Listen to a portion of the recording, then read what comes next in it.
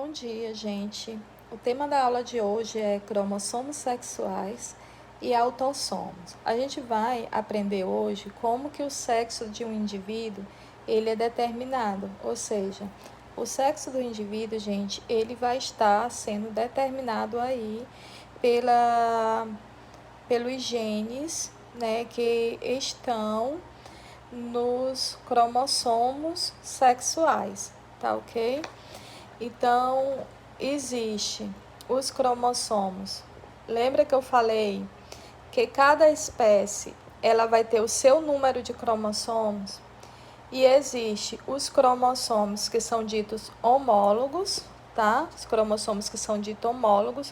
O que são os cromossomos homólogos, gente? Presta atenção. Olha só, isso aqui que eu estou mostrando para vocês é um cariótipo humano. Veja só que os cromossomos, eles formam pares, estão vendo? Os cromossomos, eles formam pares nas células diploides, tá? Então, cada cromossomo desse aqui, com o seu par, ele vai possuir a mesma sequência de gene, ou seja, o gene que vai ter aqui, tá ok? Então, a mesma sequência de genes e também eles vão estar assim aos pares, porque eles vão possuir tamanho, e morfologia semelhante. Então, a gente vai estar colocando os cromossomos do mesmo tamanho e com a mesma morfologia formando os pares. Então, a esses pares aqui, eu chamo de cromossomos homólogos, porque são os cromossomos das células diploides, ou seja, um cromossomo desse vem do pai e um cromossomo desse vem da mãe, certo? Então, mesmo eles sendo cromossomos correspondentes, eles não são idênticos. Por quê?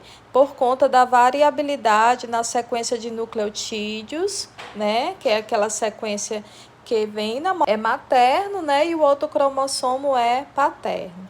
Então, nas células somáticas dos seres humanos, o que é célula somática? Todas as células que não estão envolvidas no processo de reprodução. Eu vou chamar de célula somática, tá? Então, todas as células somáticas, elas vão ter 22 pares de cromossomos homólogos, e esses 22 pares de cromossomos homólogos, eu vou chamar de quê?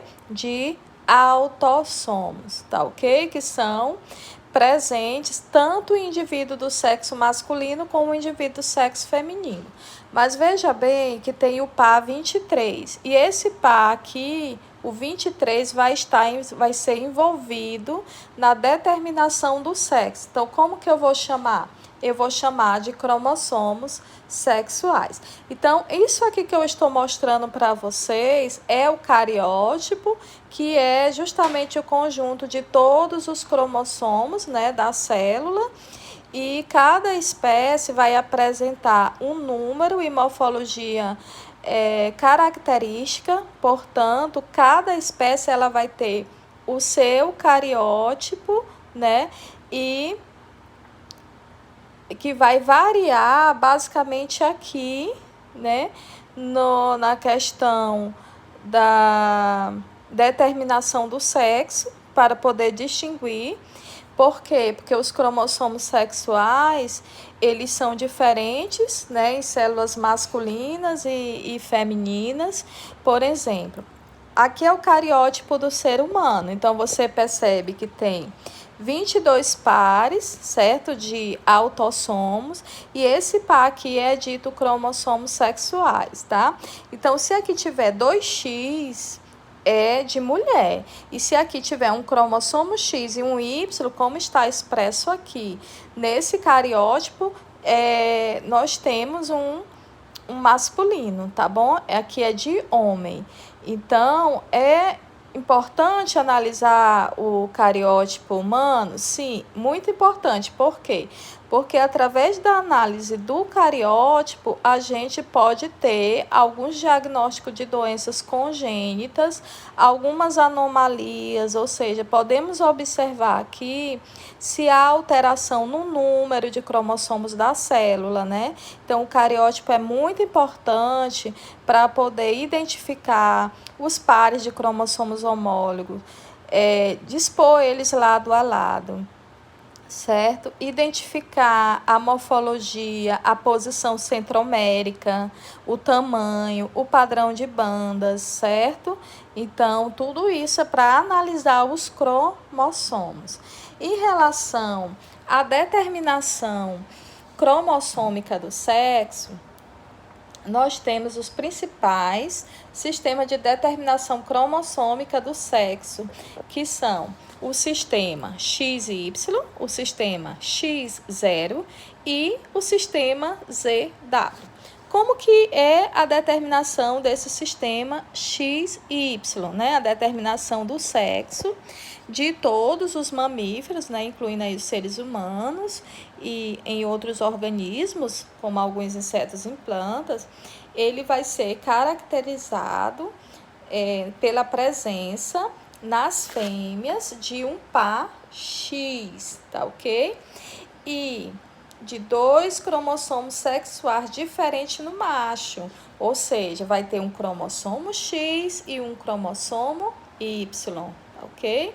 Então, nesse caso, como as fêmeas, elas têm 2 cromossomos X, ou seja, elas vão produzir gametas com cromossomo somente X, a gente vai dizer que as fêmeas no sistema XY é o sexo homogamético. E como o macho ele apresenta um gameta do tipo X e outro do tipo Y, nesse caso, nós vamos dizer que ele é o sexo heterogamético e, nesse caso, quem determina o sexo da prole é o gameta paterno. Por quê? Porque se esse gameta ele carregar um X, né, o indivíduo após fecundado, ou seja, se um espermatozoide do tipo X fecundar um óvulo do tipo X, vai nascer o quê? O sexo feminino.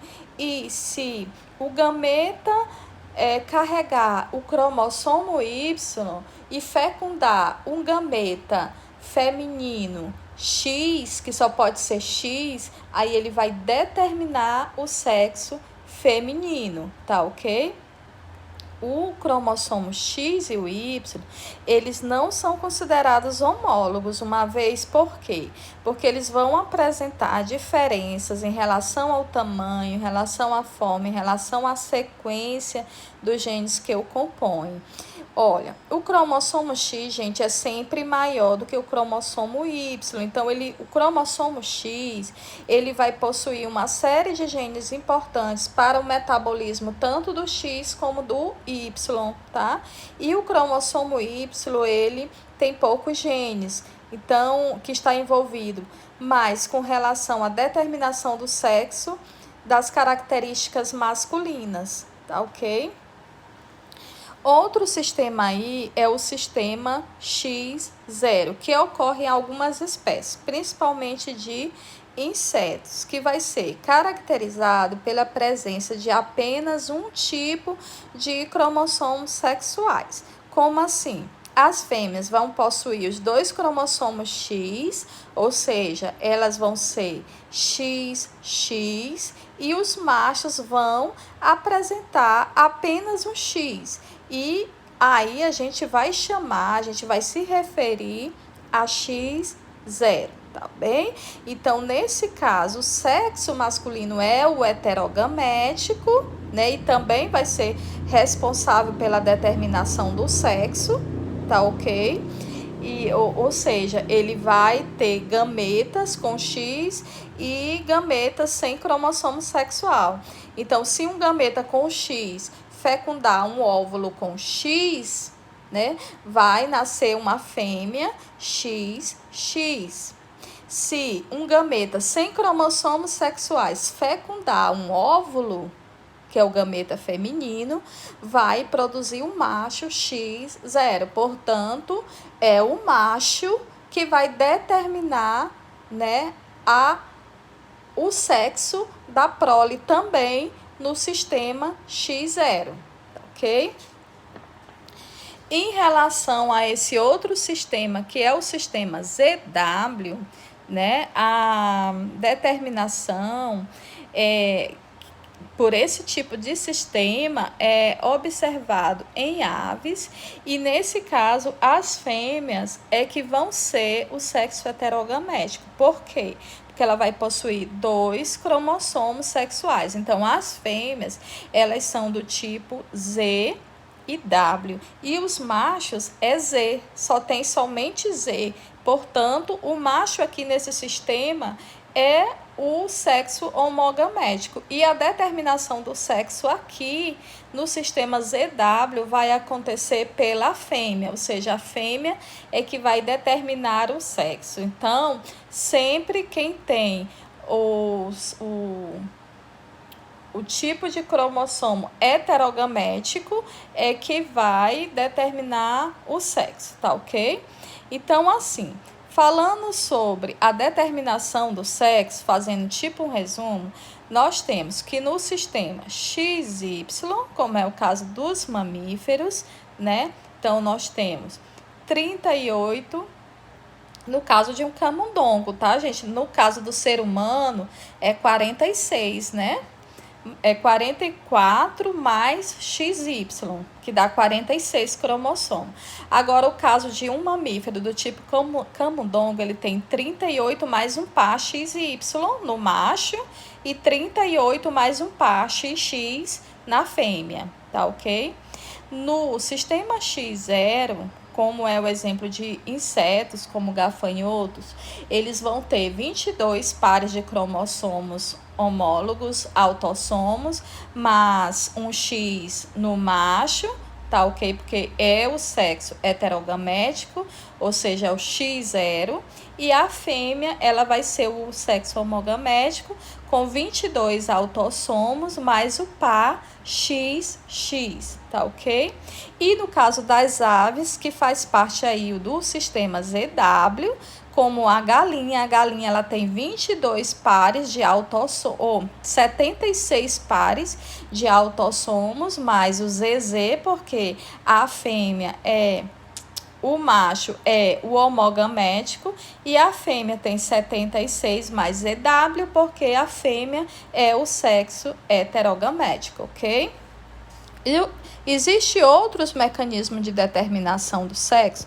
Claro que sim, tá? Então, nem todos os organismos apresentam determinação cromossômica do sexo, como as tartarugas, por exemplo, elas vão ter o sexo determinado por influência da temperatura ambiental durante o período de incubação dos ovos. Então, nesse caso, a temperatura interfere na expressão dos genes responsável pela determinação do sexo, tá ok? Inclusive, se questiona muito a questão do aquecimento global, que vai estar afetando na reprodução das tartarugas marinhas, que vai, com o aquecimento, determinar a manifestação de apenas um sexo, o que vai dificultar depois a reprodução, ok?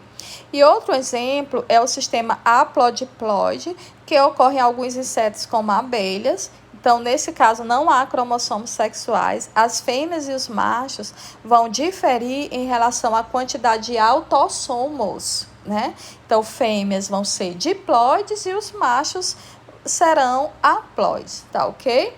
Então, tá aqui, ó. A rainha, ela é diploide, portanto, ela é 2N. O óvulo não fecundado da rainha forma o quê? O zangão. Então, aqui, como essa célula 2N, ela vai passar por um processo de meiose, vai haver redução do número de cromossomo. Então, o zangão, ele vai ser haploide. Agora, o zangão, se ele fecundar, né, fecundar aí, o que acontece? Se houver a fecundação do zangão com a rainha, vai formar aí uma fêmea 2N, que é uma operária ou uma outra rainha, ok? Abraços.